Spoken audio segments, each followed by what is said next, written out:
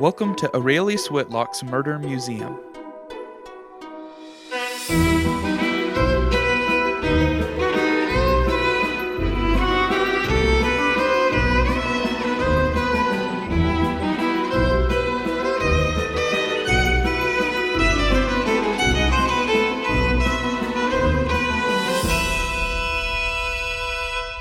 I'm Nathan Hicken.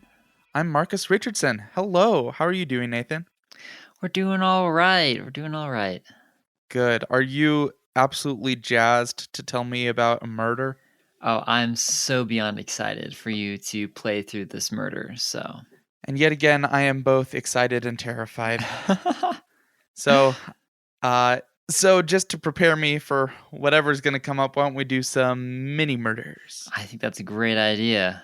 All right.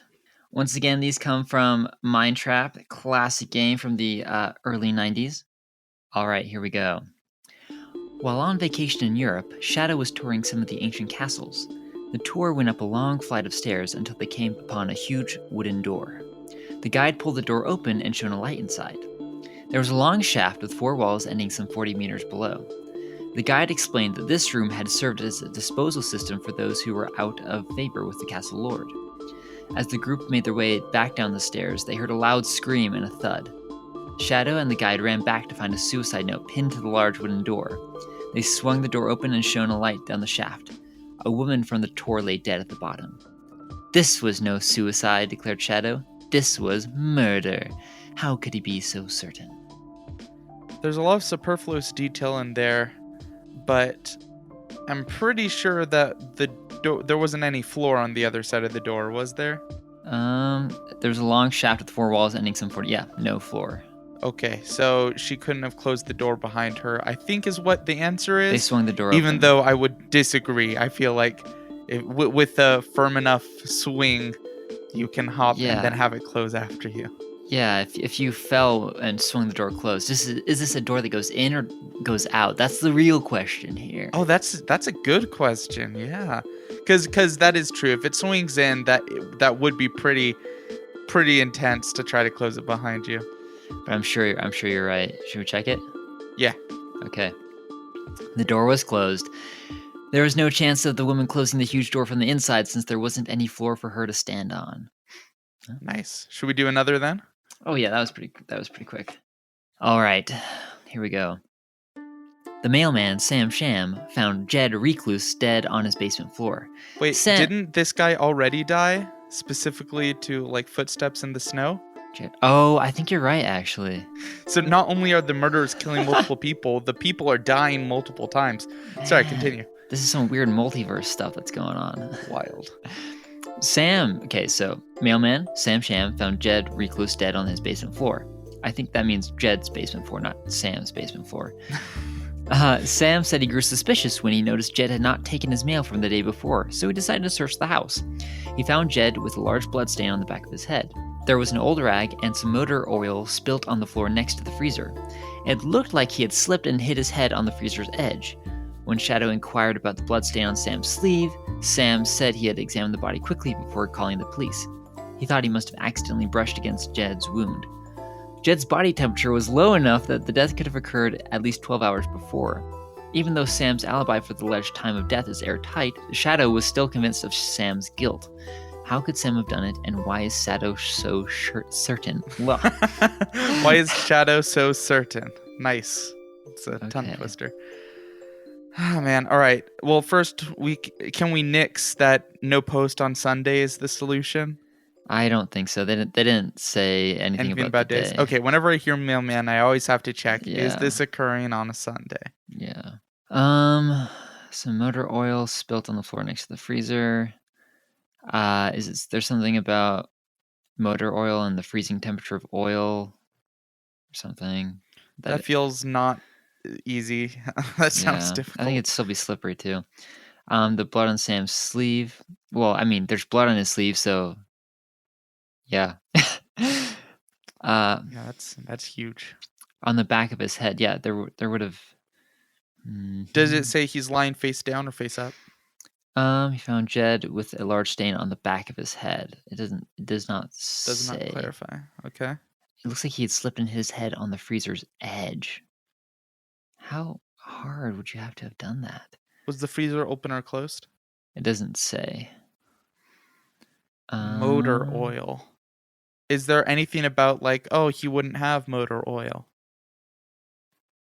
Maybe the fact that he walked into the basement of the person's house? There's got to be something weird thing with motor oil. And the freezer, I don't know. It was low enough that it could have occurred at least 12 hours before. How could Sam have done it? Old rag, motor oil, freezer. Old rag.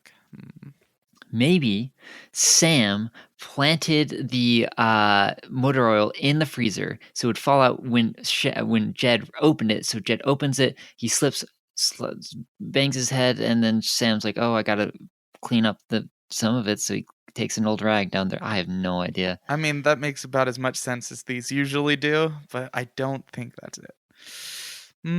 I think I'm stumped on this one. Oh gosh, it's just so many words. Should we flip it? Yeah. Okay. Oh, okay. If the head wound, the cause of death, had occurred 12 hours earlier, which we weren't sure about that, the blood would have dried. Therefore, Sam could not have gotten out of his sleep. Shadow suspected Sam of killing Jed and putting his body in the freezer. What? What? Oh, this would lower the body temperature quickly enough to make the time of death appear to be much earlier, since 12 hours previous, Sam had arranged for a sound alibi. What? How would we... What? Wait. I guess I thought it said his alibi. I thought his Okay, interesting. Okay. So the body temperature was low, so that made it sound like it was 12 hours before, not immediately that day. So the motor oil was exactly Nothing. 0 importance. Oh, that's annoying. Dang. Okay, should we do one more quick one to... No, I have a bad taste in my mouth, so show me how a real mystery is done, Nathan. Okay. Here we go. Aurelius Whitlock's Murder Museum. You're back at Aurelius Whitlock's Murder Museum, unsure of how long it's been. The lights of the museum peer at you from the windows, but are easily overpowered by the intense flood from the full moon. As you walk up the path, the creatures of the night go silent, yet you feel eyes on you. Come in. You jump, only now noticing the curator with his Cheshire cat grin standing in the doorway.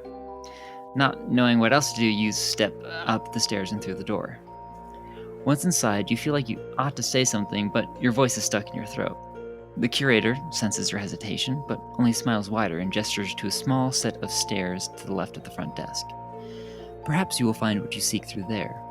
This should be a good one. A bit of a monstrosity, I'll admit. As you walk up the stairs, you find an archway of branches leading to a cozy-looking room with wooden log walls, a thick rug, and a crackling fireplace. Empty photo frames hang on the wall.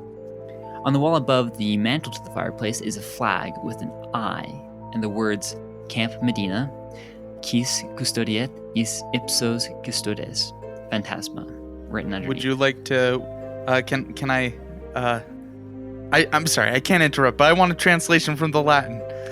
I'll look it up later. Okay, we can do that in the bonus. As you stare at the Latin motto, you start to feel faint, and your eyes roll back to white. 1, 2, 3. The transition is sudden this time. You snap back to your senses. You're in a seat, not a chair, and your hands are on a wheel. You're driving. As you realize this, you look up through the darkened windshield just in time to see the image of a large metal post illuminated in your headlights. The front of your car crumples as you're thrown into a sudden stop. Gah! The airbag inflates, slapping you with its sudden explosion. You sit there for a few minutes, dazed and bewildered. As the ringing in your ears subside, you hear the crackle of the radio. Yes, you've gone and crashed the car immediately. Well, this won't do. I suggest you get out and have a look around. Someone's bound to have noticed your presence by now. The tape player squeals and then spits out the now familiar pocket watch. Pocket Watson, it's you. As you exit the car, you assess your situation. The pole your car ran into is actually a flagpole. Through the moonlight of the full moon, you can see a flag fluttering slightly in the wind, and it looks exactly like the flag you saw above the fireplace. To the right of the flagpole is a winding dirt path lit by the moonlight. Your car hood is crumpled around the pole, and you don't immediately see any way of extricating it. Not that that would do much good with the copious amounts of fluid streaming from the underside of the car. As you stare at the wreck, you hear a shriek whistle through the night. It dies out only to start up again moments later. It seems to be coming from the direction of the dirt path. So, you follow the dirt path as the shrieking becomes louder. Eventually, you stumble into a large clearing with a series of buildings clumped around. The shrieking dies down, and you realize you have no idea where you are or where to go next. Doc! A flashlight beam cuts across your face. Oh, sorry. The beam lowers, and you can make out a woman with dreadlocks and sunken eyes. She's wearing flannel pajamas with mud-stained shoes. Come quick. Jane's found Alec. He's in a bad way. But lead the way. All right. You follow the woman through some buildings which you realize are actually cabins. Towards the edge of the clearing is a small structure with a pointed roof illuminated by the pale moonlight and the glow of electrical lights as well. From the smell approaching, you can immediately tell that this is an outhouse. The woman stands at the door holding it open and gestures you inside. Oh dear. Is this outhouse like porta potty size? No, it's larger. So it as you walk up to it, it's a larger than average outhouse, probably the size of like an average office room. It's a nicer outhouse. Okay. There is a toilet in one corner, complete with classic toilet paper, a little trash can. There's a cement floor, electrical lights, a skylight on the roof with a cover over it, like a tarp stretched across it, so you can't see through it. And in the opposite corner, there's a sink with a mirror, and then on the floor below the sink is the body of a pale man in long jeans and a long-sleeved shirt slumped against the wall. He has jet black hair and also a tent stake through his chest. Oh no. Oh man. They couldn't even find a pocket knife. This is serious. Indeed. Do I take the reins? You can take the reins, sir. Did she apologize for calling me Doc, or did she seem like she thought my name was Doc? She seemed to apologize for shining the flashlight in your face. She seems like she called you Doc. You are, for whatever reason, Doc to her. Okay. And remind me your name, miss? I'm Astrid Eloy. I'm the assistant director here. Did Dr. Alice not inform you about anything? I apologize also for my awful French accent. So. Oh, I mean, I am terrible with every accent, including my own. So, no, I've heard nothing about this. Oh, not about this. Or I don't remember anything that was told me. Oh, okay. This is new to me as well. So this is. I go over to the body of Alec. It sounds like Alec, yes. Which is Elek. Yep. And I give the once over. Is he dead? He is very much dead. There is blood out, no pulse. He is gone. I turn to Astrid and I say, he's dead. She puts a hand over her forehead and rubs her temples. Okay, let's look closer at this tent stake here. All right. As you are you how I want to look at it first, and then I might pick it up, but I'm not touching it yet. Okay. It is firmly in the body, as if not something that could be easily done without some sort of lever of some sort. Yeah, something to pound it in. It's not something that could have been done by hand, probably. Oh my gosh! And the shriek was a woman's shriek. It was. That was Astrid. Perhaps. Yeah, I ask her. I turn to Astrid. I'm like, was that you screaming then? That was not me. That was Jane. She is the one who found Alec. I see. She is in the lodge with Myra. She took her after she said she felt faint. Myra. Oh dear. So, lay it all out for me, Astrid. When when was this discovered? Just now? Yes, minutes ago. I was in my room getting ready for bed, and then I heard Jane scream, and I came out and I ran into Jane and Myra coming across the camp, as they said that Alec was in a bad way, so I ran over, and that's when I saw you. I see. And Alec was a camp kid? He's one of the what do you call that? counselors. He's a counselor. Alec is clearly, at the very least, 30s. Okay. And is camp in session right now? No, the kids are supposed to arrive next week. This was going to be our first week. I see. Okay, well, clearly we need to hold off on that until we figure this out. Jane will not be happy. Why will Jane not be happy? Is Jane the director? Jane is the director. She's the owner of the camp as well. And she's the one who discovered the body. Yes. I see. How could this have happened? That wasn't a hypothetical. Explain. I do not know. I last saw Alec right before the evening bonfire.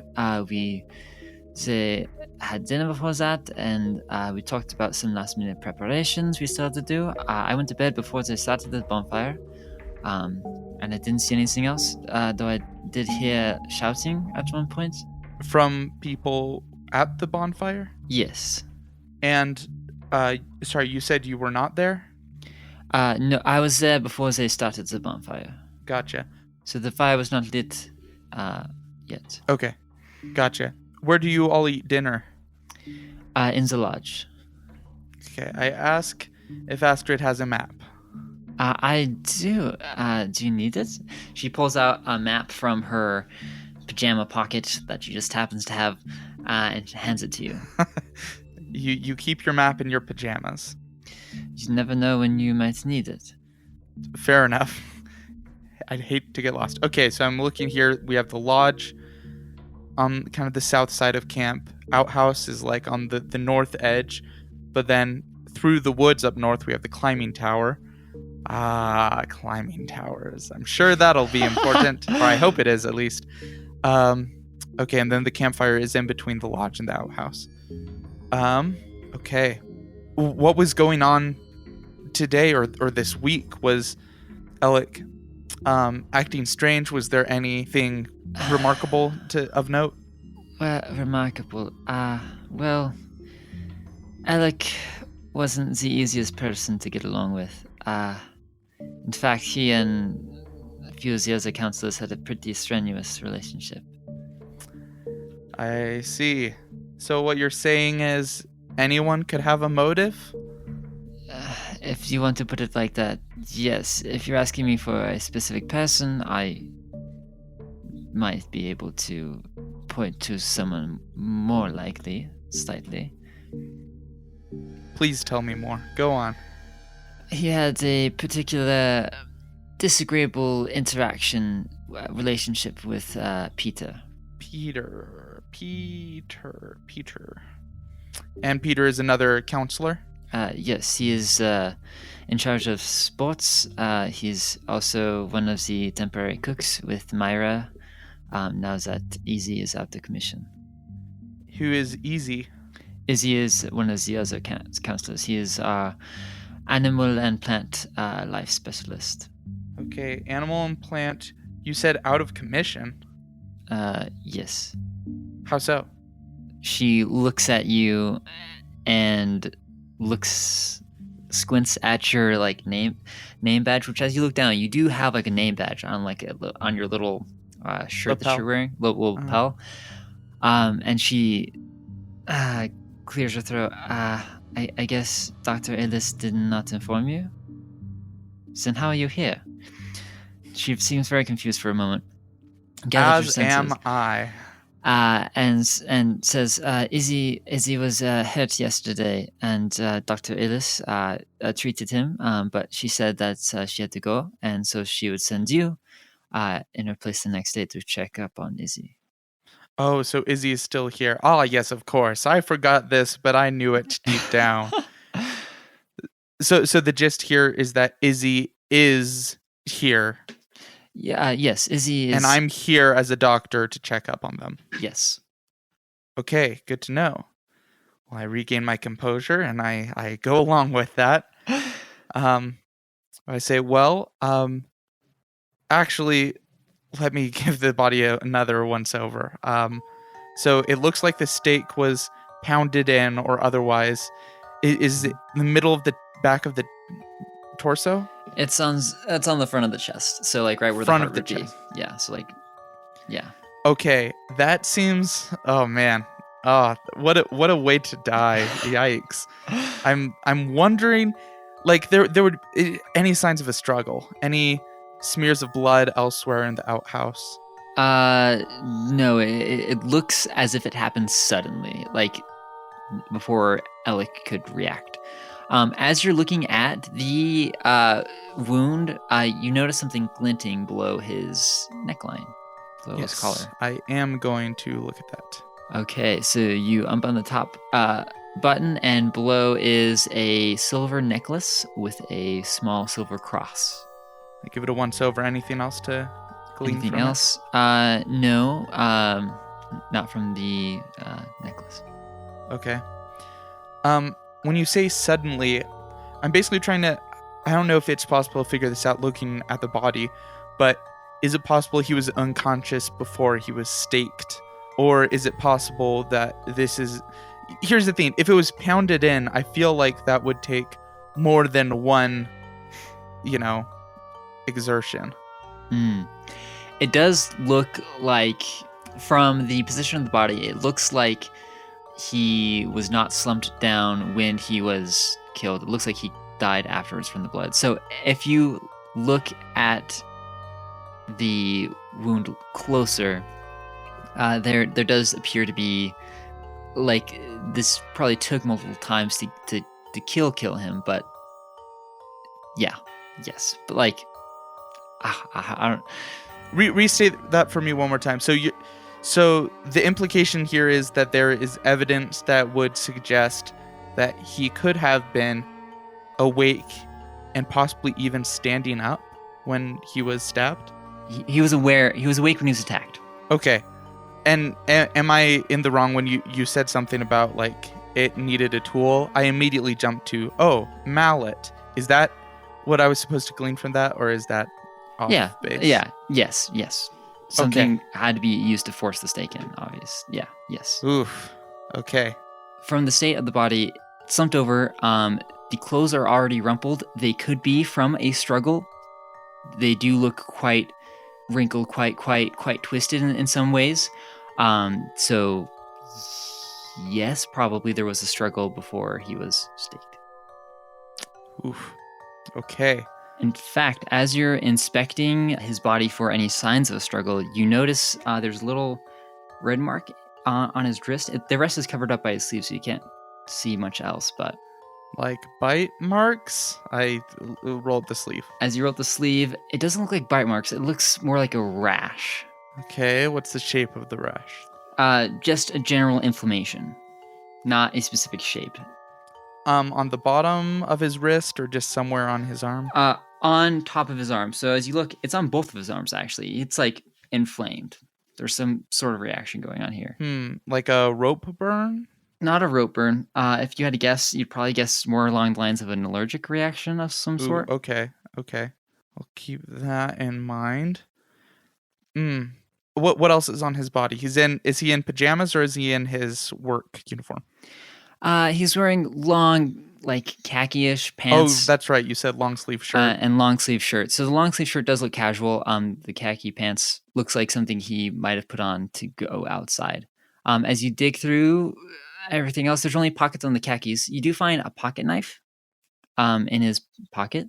As you open it up, you find it's just a normal knife, has like 4 or 5 knives.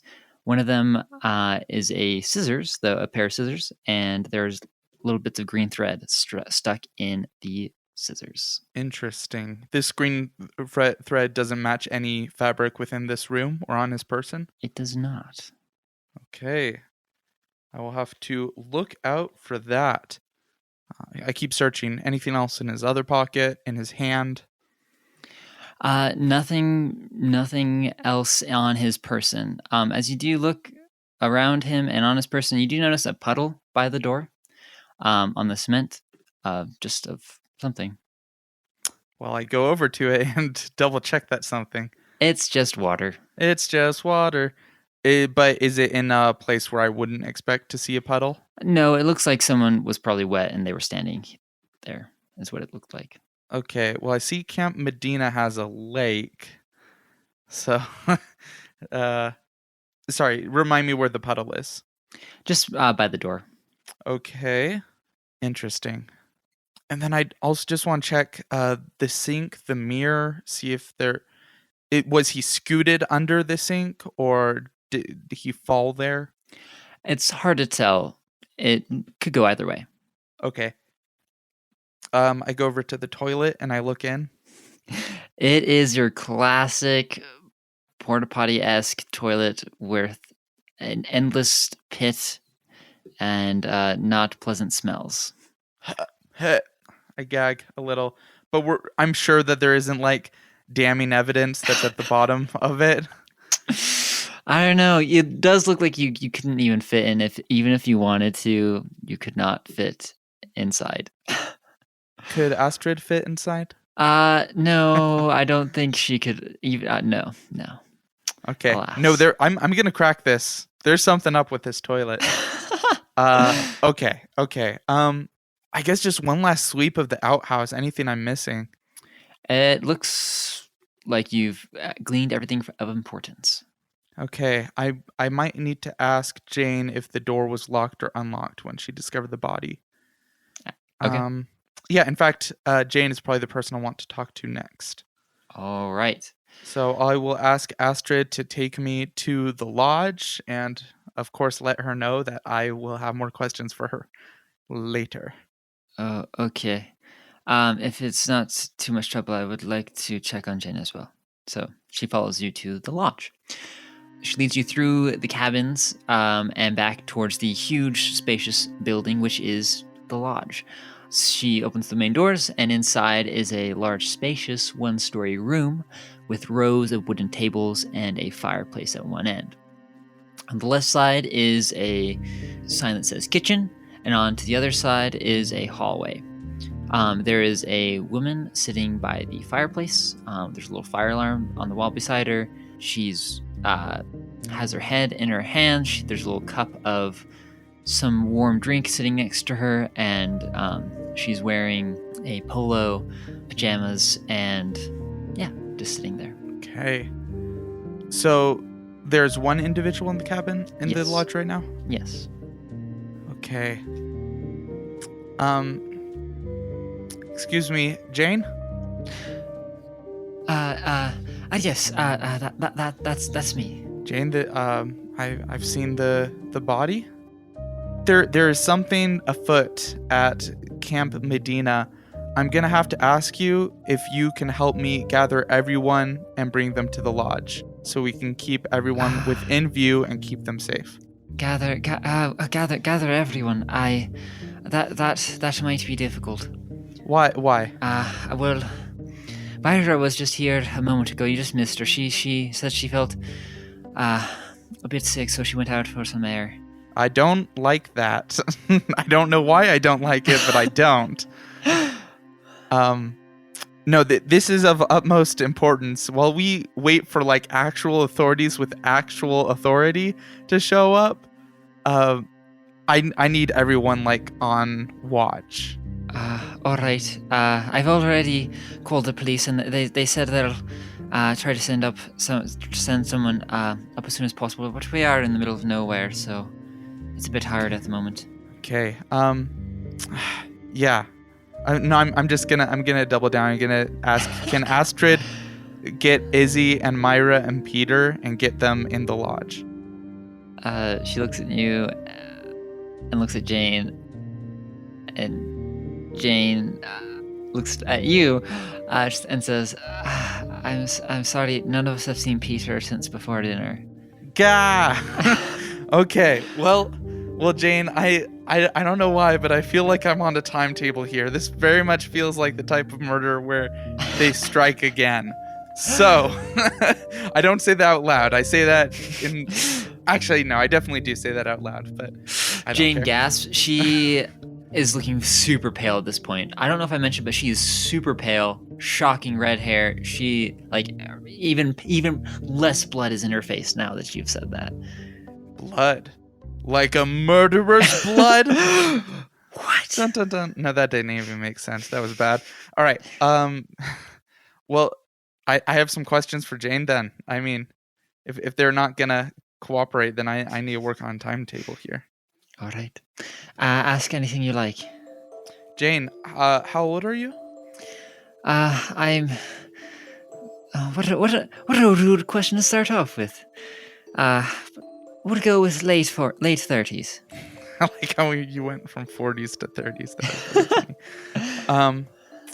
Yes, okay. And how long have you been the director of Camp Medeina? This is my first summer, actually. I inherited this camp from my sister.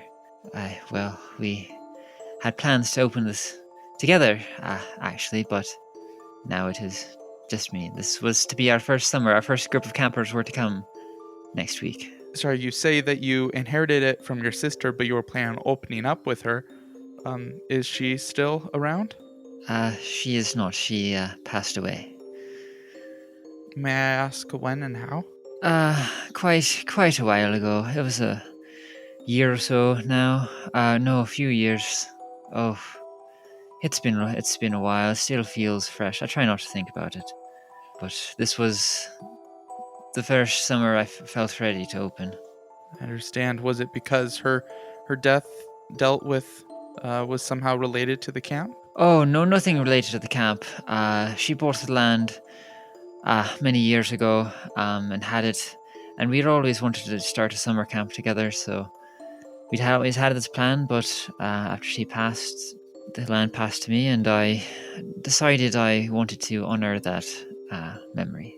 Out of character, it's hard because like whenever someone says a detail, you're like, all right, I need more of that information, but it's definitely not social protocol. But oh well, it's a game, so I'm gonna say, oh, and sorry, you said how she died, right? Remind me again. I did not say how she died. Right, but how did she die? I really try not to think about it.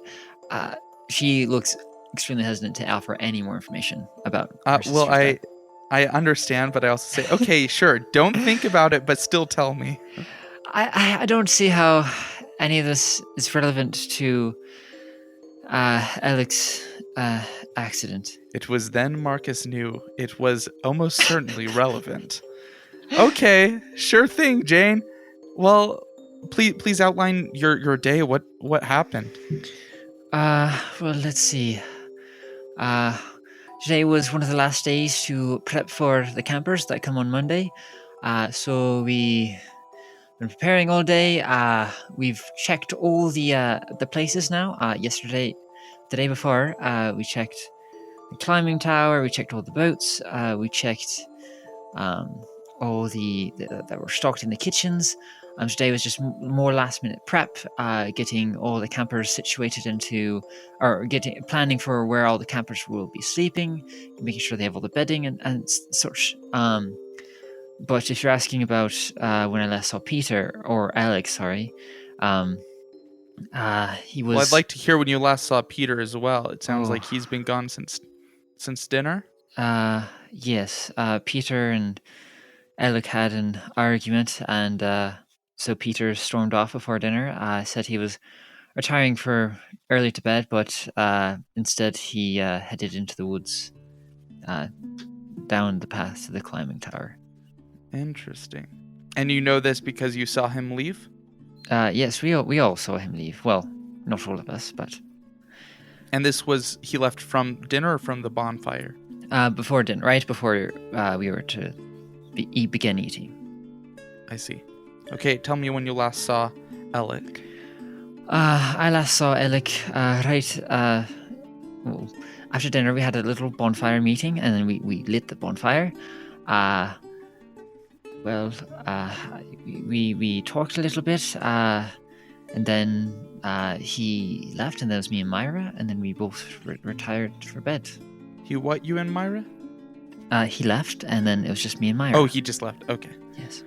And sorry, Myra is a counselor turned chef? Yes. She is the aquatics counselor. She is also helping with the cooking duties, along with Peter. I see. And how did you discover the body? Oh, well, I needed to use the bathroom, as you do, but the bathroom in here was occupied, so I left and went down to the outhouse, and I opened it up, and there he was. Okay, so the door was unlocked? It was unlocked, yes. Can the outhouse be locked from the outside? It cannot. Okay. No, otherwise we'd have campers locking them each other in all the time, I bet. Yeah, makes sense. Because I'm trying to account for where people were, do you know who was in the bathroom at the lodge? It would have been Astrid. Okay. Yeah, sorry, I've already, out of character, I've already let several details slip through the cracks, I think. So I'm definitely going to be asking again, and who was at the bonfire?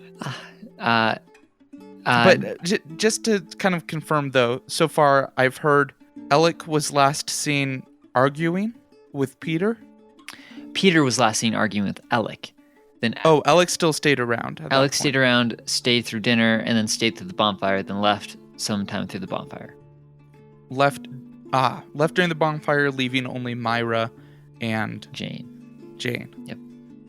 And then Jane says that she went from the bonfire to the lodge and was there until she went to the outhouse. Yep. Okay. You are correct. Jane, did Alec have any allergies? Is that something the cooks would know? There are things that he does not react well to. Are there poisonous plants or stuff in the area? Not besides your normal poison sumac, poison ivy, poison oak, that sort of thing. Not that I'm aware of, at least. Okay. Sorry, but I interrupted you. What does he not react well to? Many things. I don't know too much about it. He doesn't like to talk about, but I do know his system is finicky to vegetables and things of that nature. That is a very vague description. She does not look like she wants to give you more information on that. That is curious. That is a strange thing to be dodgy about, but I will note it and I guess move on.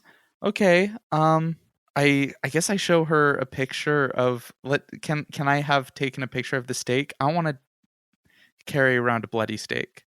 Okay, yes, fair. So you go back to your car, you rummage around, you find a doctor's bag with like a stethoscope, all that stuff. It looks like you are a doctor, and you find also a little phone that you can use to take pictures.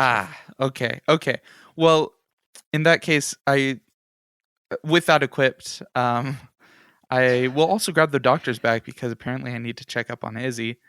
But I will, with Jane, just ask her, did you recognize the implement that was used? Oh, yeah, that's a tent stake. Is it a particular tent stake? We have extra stakes in one of the supplies cabin, but that looks like... Oh, I don't know. I to be honest, I didn't do a lot of the setup myself. You'd have to ask Peter. All right, well, I've got to find him. Jane, please stay within the lodge. If I see you outside the lodge, I will be concerned for your safety and suspicious of your intentions. Okay. Okay. All right. And yes, I am taking authority here. As it's always funny in these because no matter what role it is, it's like you just gotta take charge. Just gotta go for it. Mm-hmm. Well, I kind of want to meet everyone before I dig deeper into some of these questions. So, Astrid's still hanging around? Astrid, yes, is in the lodge. Okay. She probably won't follow you. I am going to ask Jane, do you know what Peter and Alec were arguing about? Not at that time, no. They just had a very antagonistic relationships with each other. Just generally. Okay. It feels like she's not super forthcoming with information. Jane, I've heard that Alec rubbed several of you the wrong way. Was that something to do with personality, or did he do anything specific his time here at Camp Medeina? Well, he rubbed a couple of the others the wrong way. For me, I mean, I'm the one who hired him on. He was like a brother to me. Well, is a brother. He's the one who married my sister. So he is technically family. Which is why I offered him the job in the first place. So, I mean, that means he was probably involved at this... What was the name of your sister, Jane? I didn't say. Yeah, I know. Her name was Medeina. Hence why the camp is Camp Medeina. Did you name the camp after she passed? Yes. Was Alec, involved with camp at all before you specifically hired him? Not at all, no. But was Medeina married those years ago? Yes, but I was the one who inherited the land for the camp, not him. Yeah, why? That's my sister's choice. Unfortunately, I can't ask her. Okay. Yep, we're gonna put a pin in that one. Don't leave town. And I'm gonna leave the lodge and head towards Izzy's cabin. But on the way, I'm just doing a wide sweep to see if I can see any people around. Okay. As you leave the cabin and leave the lodge and head towards the cabin, the only person you see someone rummaging around the grass in front of the outhouse. And you can only tell this because the door to the outhouse is propped open by like a sandal, and the light is shining out onto the grass. I'm going to approach them stealthily. Okay, you approach someone, and if you're not letting your presence be known, it is a woman with long blonde hair. She's wearing a peasant skirt and a polo. Excuse me. She jumps and turns around, stands up and turns around and looks extremely startled. Myra, I presume? Oh, hi. Sorry. You startled me. I lost my sandal in the grass. What can I do for you? She squints at your name tag. Oh, Dr. Jorgen. Oh, yes. Hi. Yes, Jorgen is my name, and I've known it this whole time. And it's Myra, yes? Yes. Myra Zanor. Myra, have you been inside the outhouse? Yeah. I was the first one to find Jane. So... You were the first one to find Jane? Oh, yeah. Jane was screaming in the outhouse when I found her. Okay, so you didn't really... Okay. I wasn't looking for her, but, yeah. So what you're saying is you're the second person who saw the body? Well, yes, I suppose. So... Myra, you do realize having lost a sandal immediately in front of the location of a murder and frantically trying to find it, now of all times, is extremely suspicious. The brain does funny things under panic. Yeah. I want to look at the ground around. Is she barefoot right now? Yeah, so it looks like one of her sandals is in the door. You don't know where the other one is. Okay, so it is possible that she... It is possible, yes. Okay, well, does my camera phone have a flashlight? It does. Okay, well, I'm going to shine that and kind of help her look, I guess? And be like, I do want to ask you some questions, but we may find something more here than what you're looking for. Oh, sure. She seems a little hesitant to let you help, but yeah. Uh-huh. I'm here to help.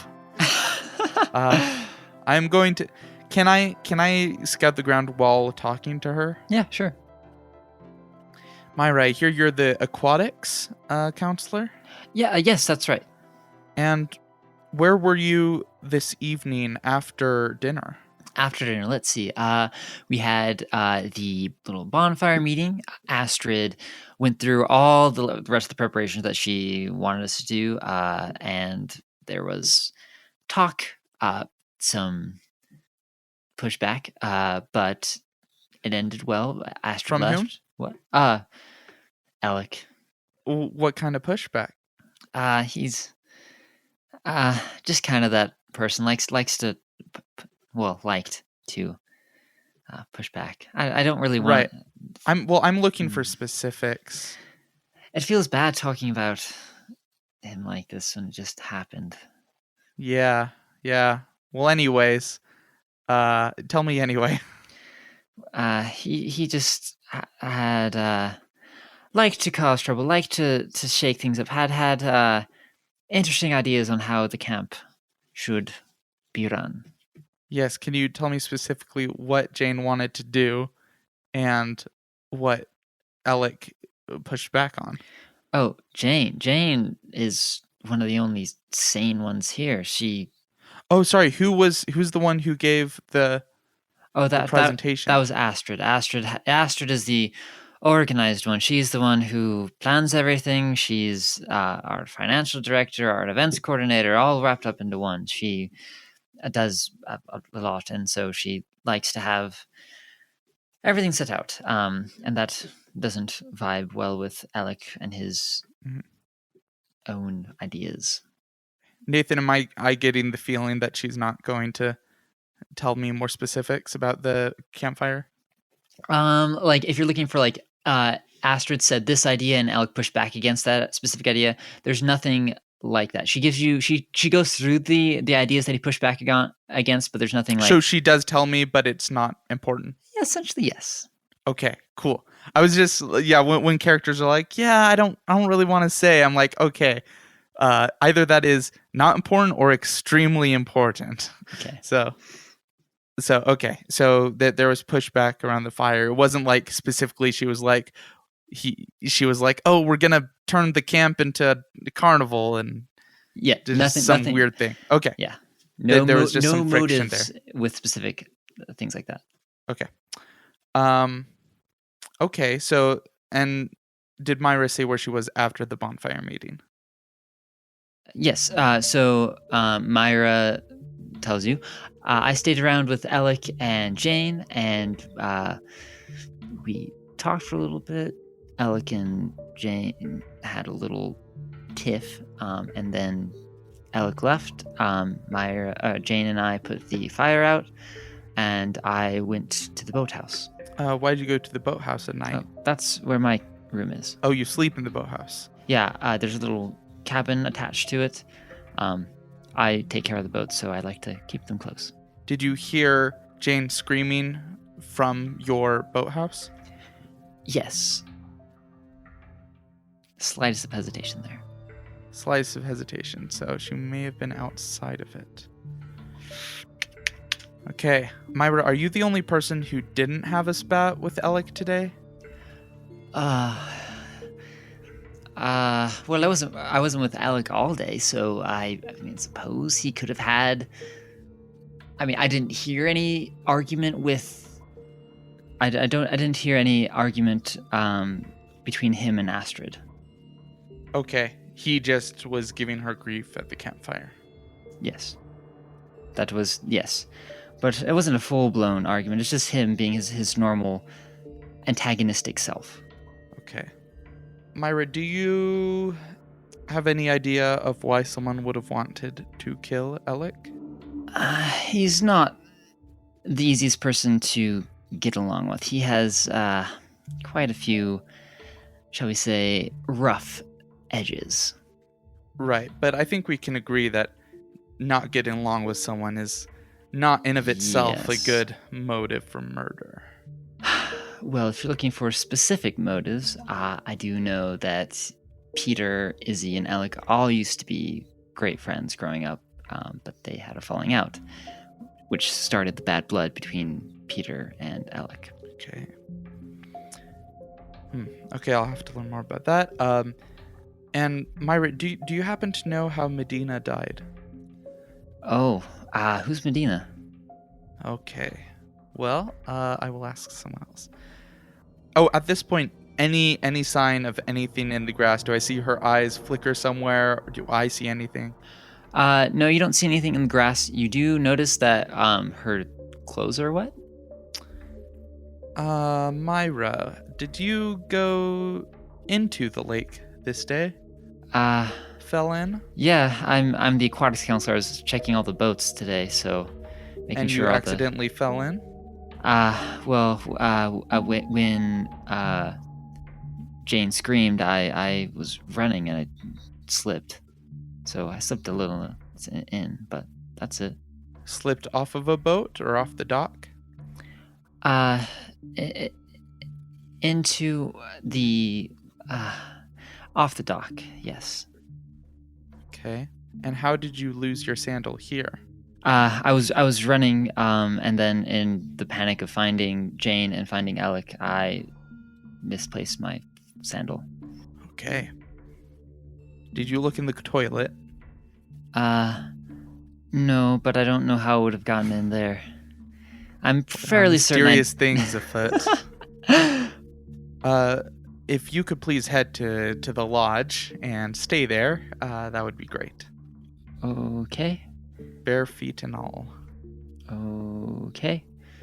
And now Izzy's cabin looks like it's not too far away from the outhouse, so I will go there next. Okay.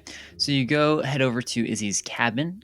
It's locked inside. It's dark. Yeah. There are windows, but with even the full moon, you can't see quite enough in it. But you have a flashlight on your phone. Mm-hmm.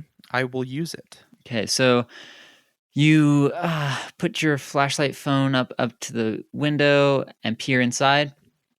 It looks like a normal cabin. There's some posters of different places around the world, like travel posters. Like there's one for Sudan, there's one for Egypt, there's one for Algeria, and things along the Mediterranean. Northern Africa and Middle East, primarily? Yeah. There's a lot with that. There's also pictures of cat posters. There's also a lot of pictures of a specific cat. If you had to guess, it's probably Izzy's cat. It's a Mao, like a little spotted leopard cat, if you know what that is. Yep. And then the bed is empty. I'm gonna knock on the door just in case. You knock and wait a second. No one answers. Concerning. Okay. As you knock and step back and wait, you do hear something that sounds like a screech or a roar or something coming from the woods and coming from the area of woods. As you turn around, you see a dirt path leading down into the woods. And if you had to guess, that's probably where it came from. Yeah, I mean, this isn't my body, so I'm not super afraid of any sort of disfigurement. So, a flashlight in hand, walk into the woods. Cool. As you walk through the woods, you eventually see a tall structure break through the trees, and you're at the climbing tower. Climbing tower. So the tower's about 50 foot high, and the whole face is a rock wall with little outcroppings to climb over and things like that. But at the top, it looks like there's a pavilion, little with a roof and some stuff up there. You do see something hanging over the edge. You can't quite tell what it is. It's pretty far away. Okay, so the climbing tower, this is where Peter went after he argued with Alec before dinner. Yes, Jane did see him go down this path. And is he the climbing counselor, since he's counselor of sports? He is not. Okay, who is climbing counselor? Do I know that? You have not asked who that is. Okay, I'll have to look out for that. Man. The sound I heard just sound like it came from the top of this tower. Could I have tell not from the distance you were away. Okay. But as you look around, it looks like the only way up or down from the tower is the rock wall. And I'm just gonna have to go for it. Being extra cautious that someone hasn't done some shenanigans to the rocks. Interesting that you say that, because on the way up, you do feel a couple of like loose rocks that feel a little loose, not too loose. As you scale up, but you go around the easy path mostly, I assume. No. You go the hard I'm way? going for the hard one. You go the hard way. Okay, so you get to an outcropping, Uh-huh. and as you put your weight on one of the rocks, it twists, and it falls off, and you plummet down to the ground, and everything goes black. No. No. I thought there were no risks. Climbing at night is a risk. Ah.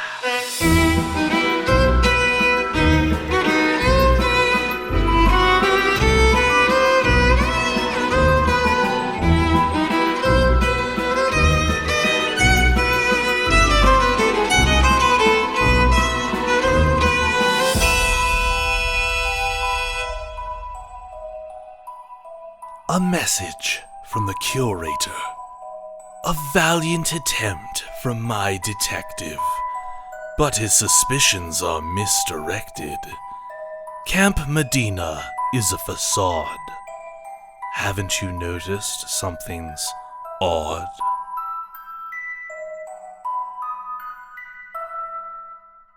No, you can't do that to me. I'm feeling bad about my flippant attitude now.